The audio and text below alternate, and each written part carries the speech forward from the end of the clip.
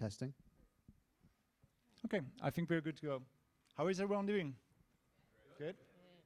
Perfect. So, so my name is Emil, and I am the head of supply for Mozio. And today, on this panel, we're going to discuss a little bit about the future of car services. And with me on this panel today, I have Marion Roger. from Addison Lee, and Gordon from Groundlink, and Shanvir from GetTransfer. So welcome everybody. And to kick off this event, I would like to first,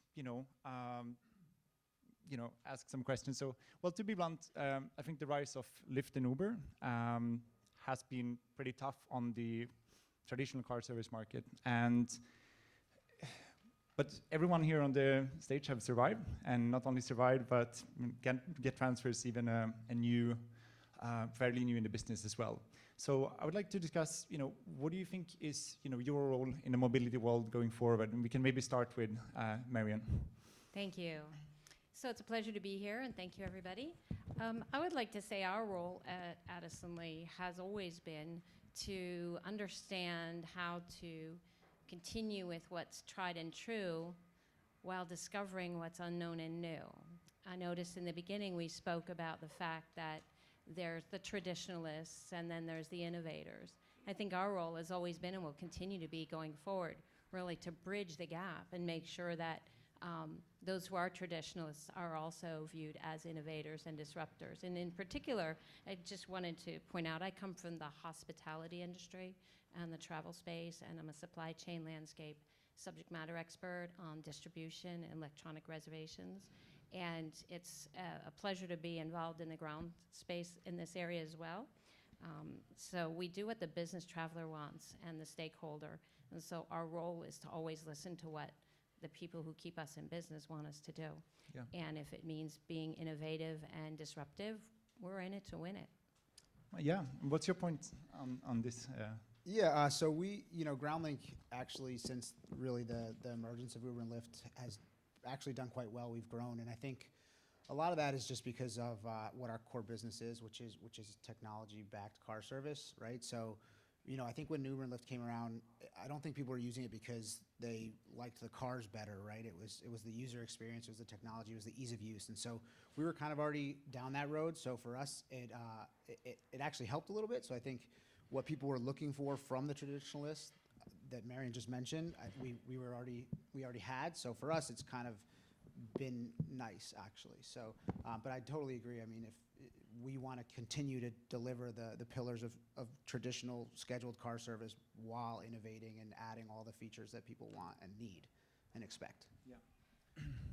Yeah, so I think for GetTransfer, 100 years ago when you wanted to catch a boat to the New World, there'd be a big bulletin board and have all the ships, and this is how much it cost for a cabin. I think GetTransfer is basically that today, right? It's a platform where you can kind of get the best value for pre-booked transportation. And I think the rise of Uber and Lyft has shown us what they don't do well, and that's been very good for us. There's lots of, if you want to take a 2-hour ride on Uber, that's traditionally mispriced. And also there's lots of areas where there's just no coverage. So I think we found quite a bit of success there in just being that aggregator and being that, the bulletin board that existed 100 years ago. Yeah, and Gordon, what is the core value that you provide that you feel like taxi companies and rideshare don't? So our core business is still corporate clients, and so I think there's a lot of layers of what we offer. We offer options, right? So it's not, we do have on-demand in New York, but we also have scheduled service globally. We can integrate into your, OBT. We can deliver those types of value that so far companies like Uber and Lyft have at least not done fully. And so that's really kept us ahead of the game. Yeah, and Marion, what's your point on that?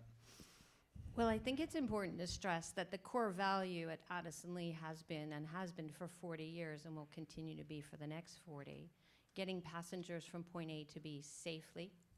I think the care of duty component is something that we take so seriously and as part of our DNA that as a core value is going to continue to rise to the surface. One of the things that's important is there are so many things that we do that are still relevant and yet there are so many things that others are doing that are relevant in today's market. So another part of our core values is to listen to our stakeholders, which are not only the people paying the bills, but the people in the car from A to B. And Mariam, we can continue with you as well. So what's your point on partnership and aggregators? So David mentioned before that the industry is getting more segmented as well. It's difficult to keep it together. How do Addison Lee kind of partner, and what's your point on aggregators today? Well, I've got two positions, and they're the company's positions as well as my own. First of all, our partners are our stakeholders. They're the people who pay us, and they're the people who keep us alive and keep us in business and keep people employed. So our relationship with our partners is to listen to what they need, because obviously it's going to be about working in tandem with them to deliver, whether it's cost containment, whether it's care of duty, whether it's making sure people are staying within policies, et cetera. So, you know, our view to our partners is it's a partnership, it's a marriage, and it'll only work when we work with them and listen to them, and they listen to us, and that's absolutely the way we view. Now, when it comes to aggregators, as I mentioned earlier, I'm from the online hotel travel space, so I lived and breathed for 20 years the migration from brick and mortar travel agents onto online travel agents, and they become aggregators. And look, like I mentioned earlier, if we're listening to what the customer wants, our stakeholder, and that's where they want to be, we got it under control, and we'll make it happen, and we'll make it work well. It has to make sense for the people who are paying the bills, and if that's what they want, we're in it to win it. But look, make no mistake, we have a lot of clients who tell us that they prefer a direct relationship with us because they know that we have a relationship with them. Yeah. Just like Hilton is happy to be on Expedia.com, they're also happy to make sure that customers can go to Hilton.com. Yeah. And we, at Addison Lee, embrace the fact that what the customer wants is what we'll do. And if the aggregator's where they're going to want to be, makes sense for them, makes sense for us. And Gordon, so partnering, for example, with rideshare companies, is that something that Groundlink, will do, and something that you feel it's needed in the market to also fill that kind of space that your corporate partnership might request as well?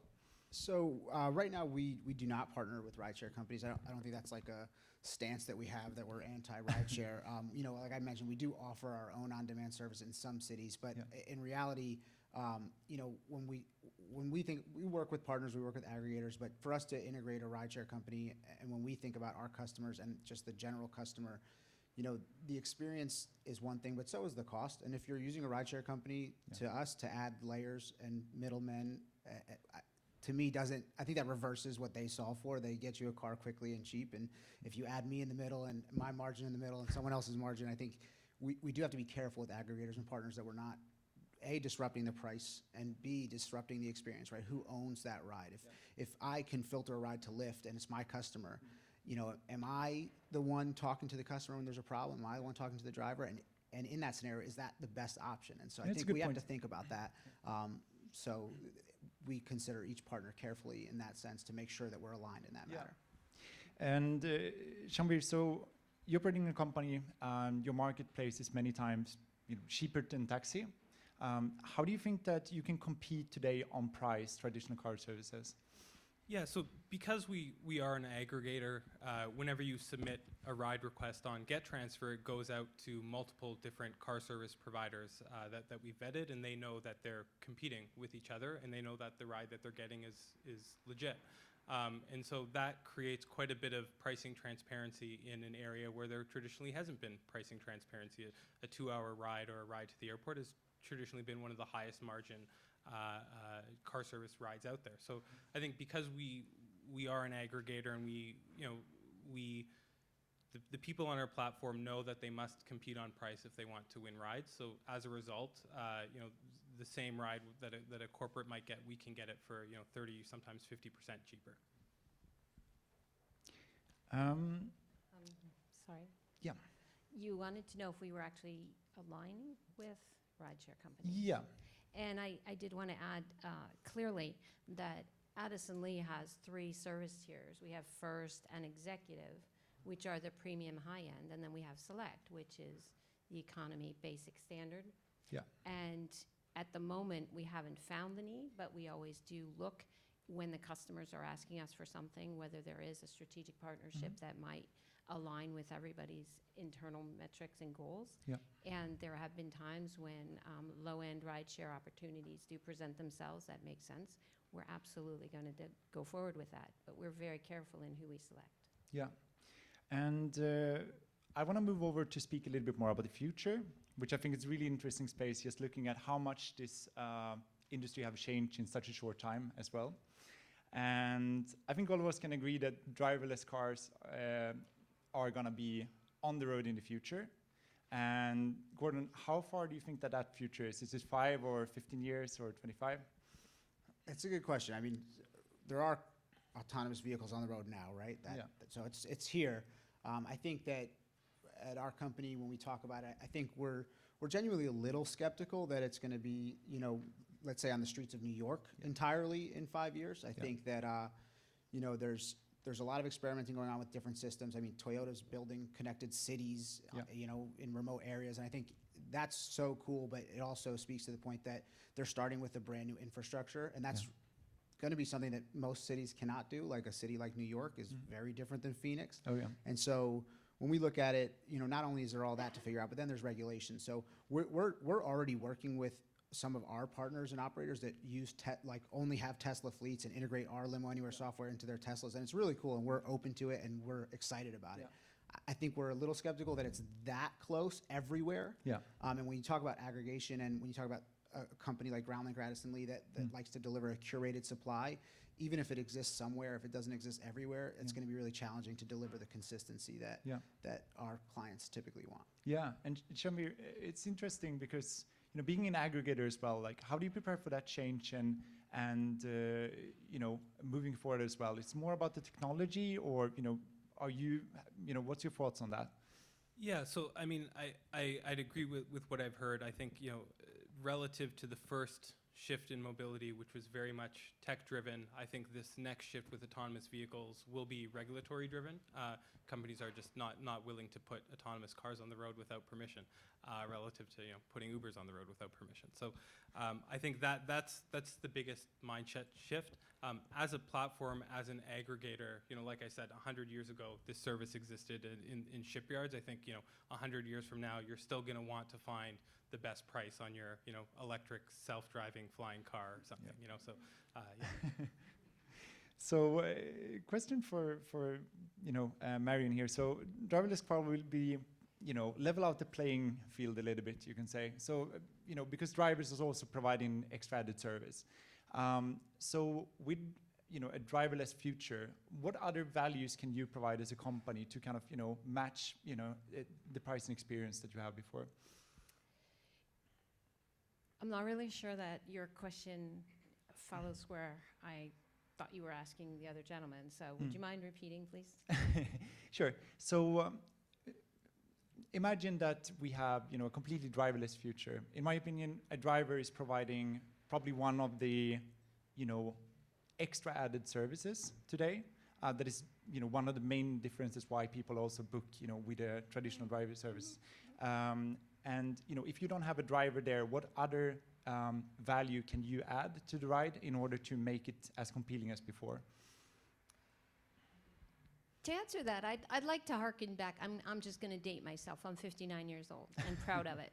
Okay. In the old days, there were conversations about what happened with the radio once television came about. Everyone thought radio was going to go away. Yeah. Then there were cassettes before DVDs, and then there were DVDs, and everybody thought that the movies and the movie cinema industry was going to go away. Yeah. What everybody's done is overlook the fact that when there is a new model, when there's a new technology, when there's a new concept, you evolve to survive. So if the radios became more specialized with podcasts and special focus areas and answered what the customer wanted, and they can pick and choose their own things they listen to.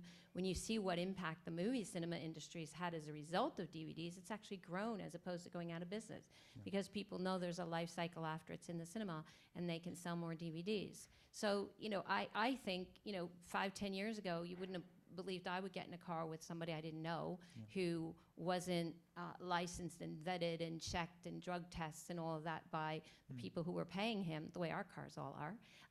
And I still do it. So I don't want to project what in 5 years the world's going to be like at Addison Lee when it comes to the autonomous vehicle. I do know that we're watching that space very, very closely. Yeah. We're investigating on the regular basis on the research. And, obviously we're a firm believer that AV technology possibly is the future. Yeah. In the next 5 years, I don't know. But what can be offered in an AV world is, again, going back to the traditional component of what makes us for the last 40 years really the world leader, Yeah. and that is customer care of duty. We're making it safe. So if you're going to have an autonomous vehicle, better damn well be sure it doesn't crash. So to me, that's what's going to make it right, is if we do implement them into our fleet at some point in the far distant future or near distant future, it will be because we know that we're bringing that extra component that perhaps others aren't. And that's the best way to answer the question. Good point. So, Gordon. So yeah, I think it's a really interesting question, and so from a really simple level, I think what we look at it, drivers don't just drive the car, right? In a typical car service, they're greeting you, they're picking up your bags, they're doing things like that. So I don't know that not driving necessarily eliminates the need for that. And if you want to even take it further, and we go to this crazy future state where you're basically in this pod that's like a luxury pod, and you're getting, the flight attendant doesn't fly the plane, you know what I mean? So there's definitely a lot of options, I think, for the actual person. But for us too, again, we feel that whether it's a driver, a car, some mix of both of it, we feel like there is going to be a demand for curated supply, and that's where we feel like we'll survive any way or shape or form, because we'll be ready to deliver a feature set or a quality that not everybody has, that a subset of demand requires, right? So, Gordon, another important question is, about the future. Another important topic is, the environment and our planet as well. And I think, it's crucial for us to change the way we do business today. How do Groundlink work with that today? Yeah, so I mean, we definitely encourage our drivers to be selecting, low emissions vehicles, and we search out partners that can offer that to our clients. But I think if we're being honest, for the most part, the market has dictated that, right? So when fuel costs went up, we saw this explosion of hybrid vehicles. And in the ground transportation market, the drivers, the companies, everybody wants to keep their costs as low as possible. So when the best way to do that became to get a hybrid vehicle or an electric vehicle, that happened. So we definitely encourage it. We support it, but I think the market really drives that, and I think we'll see it happen organically when it makes sense for all the people involved. Yeah, definitely. And Jovi, what's your opinion on that?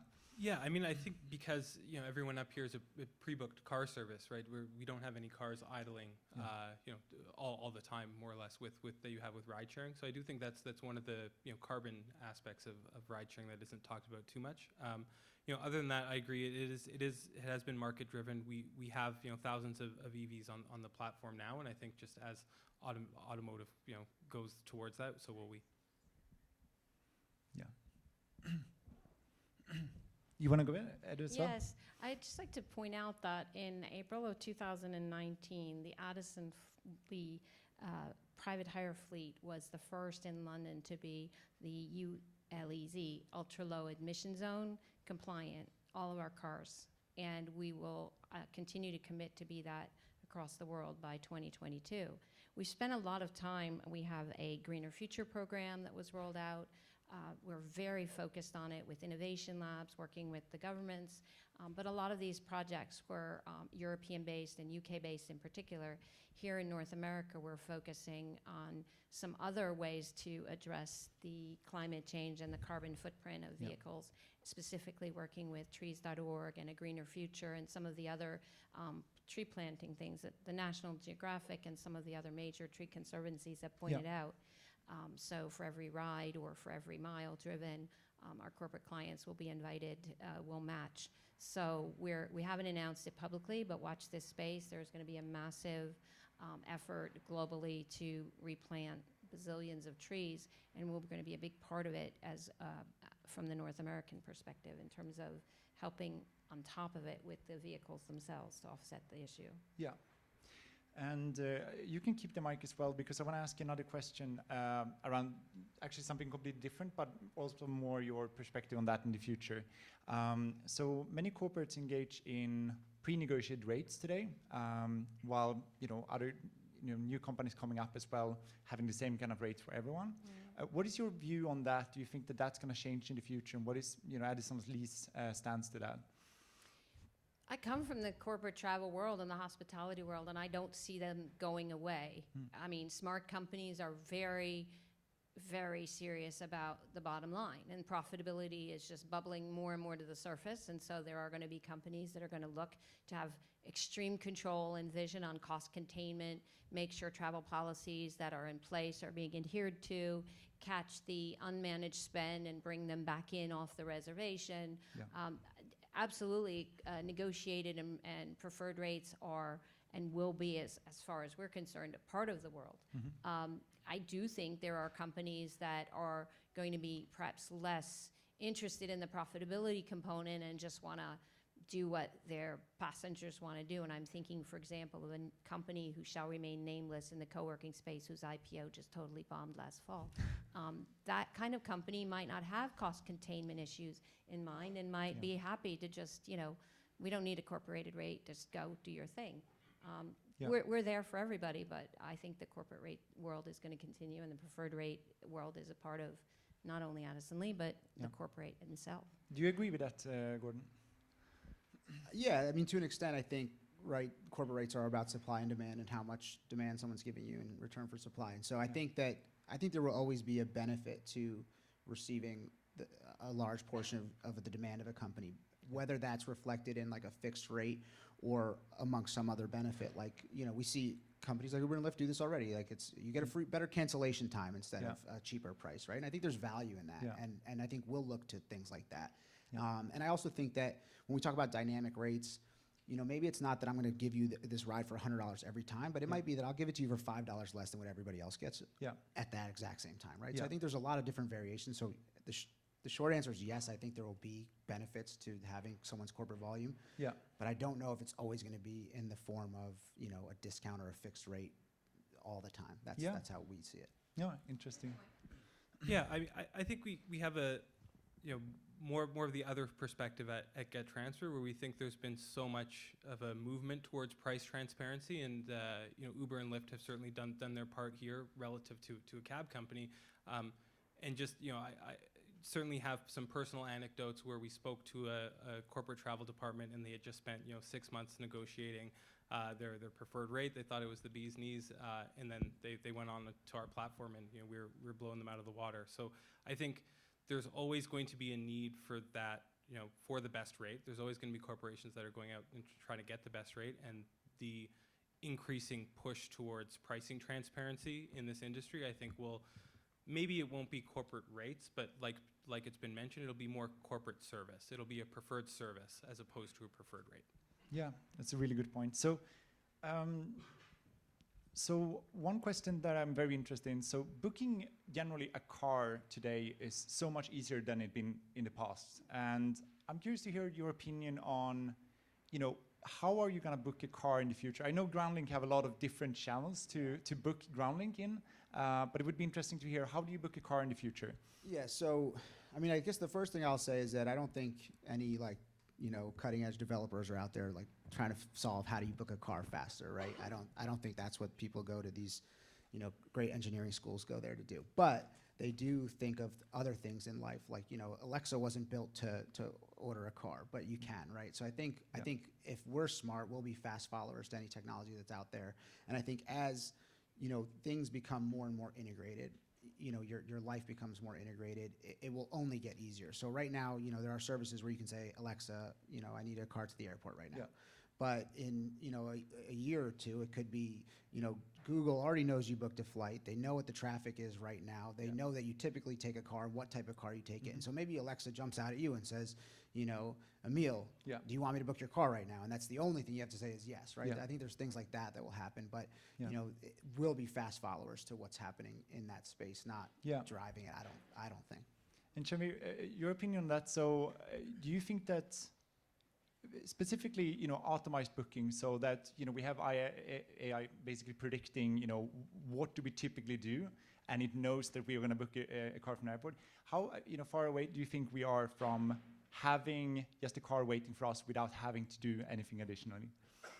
I think we're, a lot closer than we might think. If Google's pretty good at predicting what we do. So I think certainly it's more of an issue of consumer consent, I think, than a technology issue.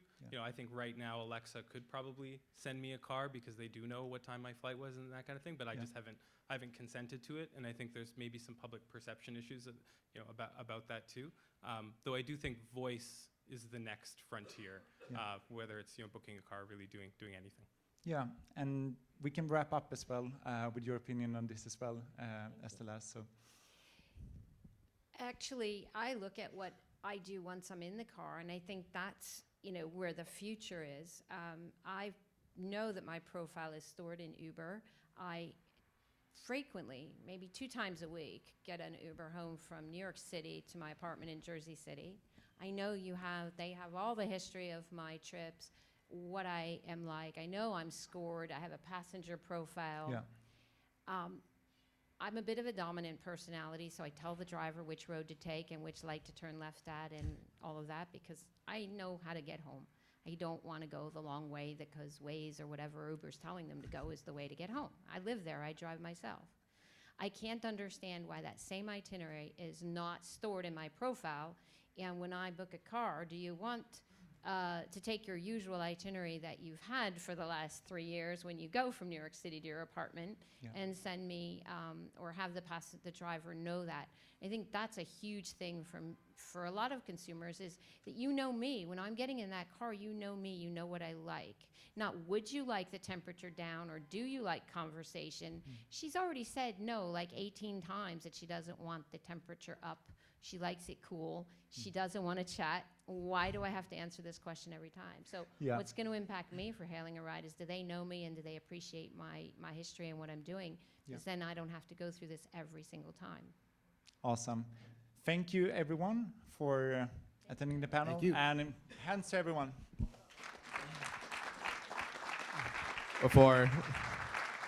Hold your applause for a second, because I wanted to open up for questions. So is there anyone having anything they'd like to ask our panelists? And if you don't, I will, so you can spare them the hard-hitting questions from me if you raise your hand right now. Oh, well, Emre, go ahead.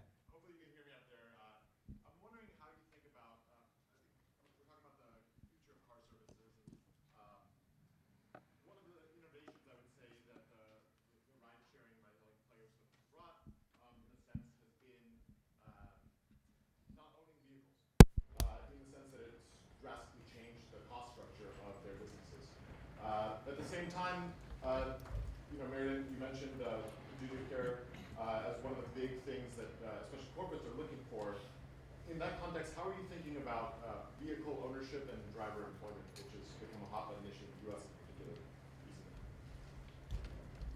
Well, a large percentage, a huge percentage of our population of vehicles on the road and the people driving them are our in-house employees. One of the things that a lot of drivers really like, especially in North America, our drivers are given health insurance, they're treated as full-time employees, and they're out there driving very nice vehicles that's offered to them by the company. And that allows us the ability to maintain the safety records of the car, its repairs, its incident reports, its cleanliness and all of that, but also vet the driver. Even in the UK, it's a huge component. We know who our drivers are. We regularly do background checks, drug tests, road tests, and you can't do that when it's not an employee. And I think ultimately that's going to stand out as a huge, unique selling proposition when you look at the traditionalists, because we do view these people as our employees. And you kind of get what you pay for. And if you want to be in a vehicle that maybe isn't as clean and you don't know the safety background and you don't know who's driving and you're liable as an employer, something happens to your employee while in that vehicle, what do you have to stand on? So I think that's why we continue to take that position. Yeah, I think it's definitely a great question, and a kind of similar answer to what I said before is that, right now if you have an independent operator, it's not your employee and it's not your car, but if there's no driver still doesn't mean it has to be your car, right? So there's probably going to be companies out there that curate a supply of independent, non-operated vehicles, I guess, is what I'll call them. But there's also going to be maybe companies and traditionalists that go out and buy, autonomous vehicles, and that's their fleet, and they curate them themselves. So I think it's going to be really interesting. I think it's going to make it harder to compete in some places, in some companies, but also there'll still always be room for differentiation.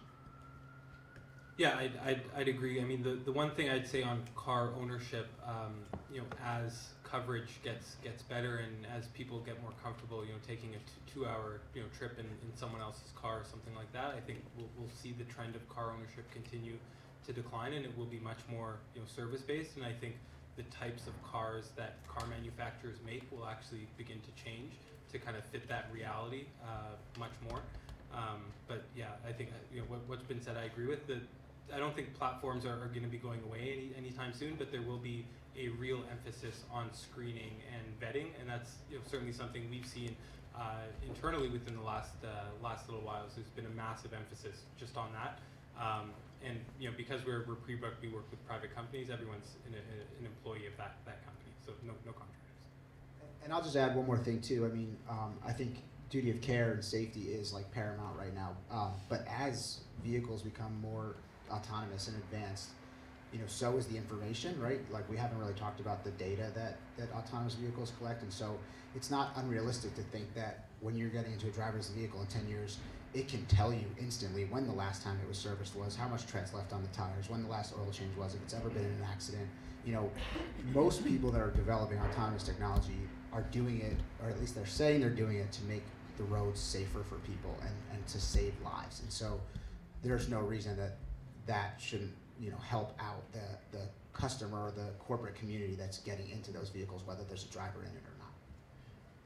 You also can't forget the GDPR and data privacy legislation. So when you are sharing a very important passenger, no matter who they are, you're sharing their name, their cell phone, and their potential home address. So this is personally identifiable information. So you want to be in a position where, as a company, you know where your employees' data is going. So that's one of the other issues that comes with working with other partners. We're very selective when we choose our premium fulfillment partners because we understand the data privacy issues as well. I had a question. I thought something you said, Marianne, was really interesting. You said all around the world you guys are working on electric vehicles, and except for America where you're planting trees. And I thought it was kind of funny because it almost echoes the fact that our country kind of necessarily hasn't got on board with the fact that this is a real problem yet, and other countries have. That was my impression hearing what you just said. Is that true? No, actually, what I'd like to have everybody understand is, Addison Lee was 40 years in the UK. The operations here in North America were only recent in the last 3 years when we were acquired by the UK. So the initiatives for the greener future and a lot of the work that the government in London was doing with our corporate headquarters, was piloted there. And the Greener's Future initiative and some of the cars and all of the things that we do with the schools and the entire environmental focus has been primarily financed out of the UK and in Europe. And in the recent acquisition 3 years ago of our operations here in North America, and my recent addition to the team, the first thing I looked at is, what are we doing here in North America? And we're sort of waiting till the Brits finish their testing and some of the other exciting things that they're doing, and perhaps rolling out those vehicles here, but we have a different set of emissions controls. I used to own a Volkswagen Jetta TDI diesel. And so One of the ones I got. Yes, but I was made whole. The point I'm making is the immediate thing we can do without having to wait for it to come overseas on a boat or a drone is this idea of, how can we do our part in planting trees and reforestation and some of the important things that come with that to help offset our carbon footprint, our immediate wins, and we're all in it, and then they'll take it over there in Europe and the UK. Cool. I had one quick follow-up question. Sean Vera, first of all, I also wanted to clarify, and maybe you could take 30 seconds to tell people that your platform is actually a little different than everyone else on stage. But I'd also, after you do that, a follow-up question is, you guys are this kind of more board of, choose your driver kind of a thing, and I want you to explain your bidding system in a second. That's actually very different from anything we've seen as an aggregator, and we deal with 3,000 different ground transportation partners, so I think that's saying something.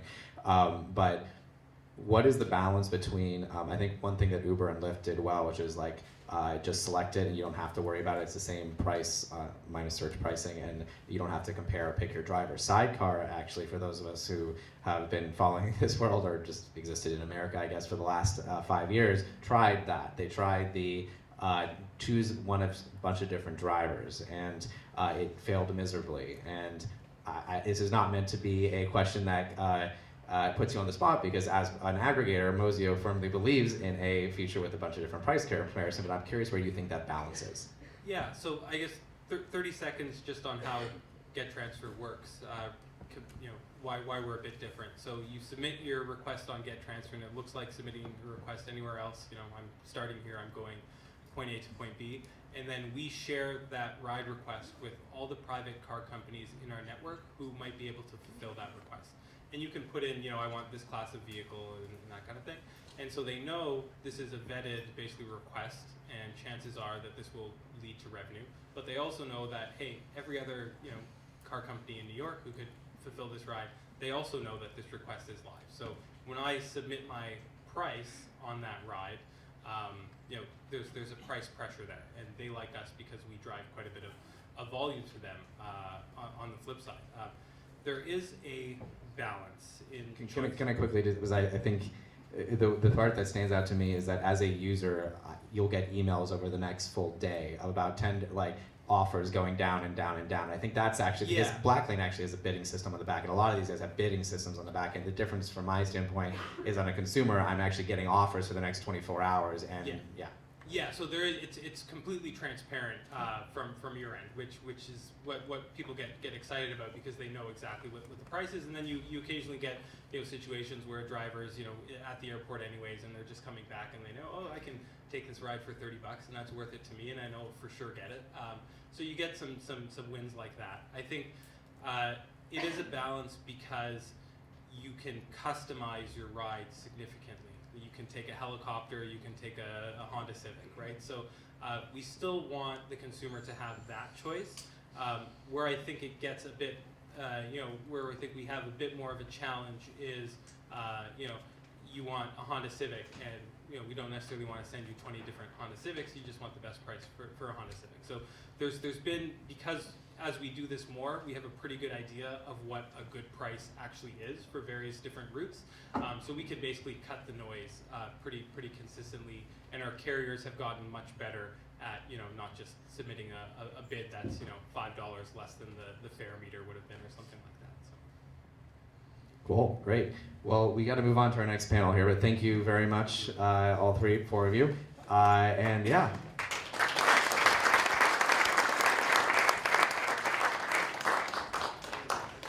So, on to our next panel, rideshare and corporates. So a minute I can find. Cool, so if I can call all 5 or 4 of our participants and Nicole, our moderator, up. We need one more chair. I guess I'll keep in mind.